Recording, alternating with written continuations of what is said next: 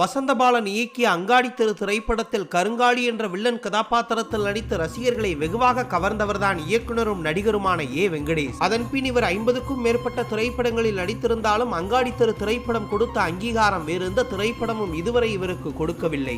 வெங்கடேஷ் அவர்களை பொறுத்தவரை இயக்குனர்கள் கே. ராஜசேகர், பவித்ரன், சங்கர் இவர்களிடம் ஒரு உதவி இயக்குனராக பணியாற்றி பின் 1996ஆம் ஆண்டு சரத்குமாரை வைத்து மகாபிரபு என்ற திரைப்படத்தை இயக்கியதன் மூலம் ஒரு இயக்குனராக அறிமுகமானார். அதன் பின் நடிகர் விஜயை வைத்து செல்வா, நிலாவேவா, பகவதி போன்ற திரைப்படங்களை இயக்கியவர். பிரசாந்தின் சாக்லேட், சிம்புவின் குத்து, சரத்குமாரின் சாணக்கியா, சண்டமார்தம், அர்ஜுனை வைத்து வாத்தியார், அருண் விஜயை வைத்து மலைமலை, மாஞ்சாவேலு, பரத்தை வைத்து கில்லாடி, கடைசியாக தில்ராஜு என தமிழ் சினிமாவில் 25க்கும் அதிகமான திரைப்படங்களை இயக்கி வெற்றி கண்டிருக்கிறார் இயக்குனர் வெங்கடேஷ். மேலும் பகவதி திரைப்படத்தில் விஜய்க்கு தம்பியாக நடிக்க தனுஷை கேட்டோம். அவர் நடிக்க மறுத்ததால் அவருடன் பணியாற்ற முடியவில்லை எனவும் குறிப்பிட்டிருக்கிறார் இயக்குனர் வெங்கடேஷ்.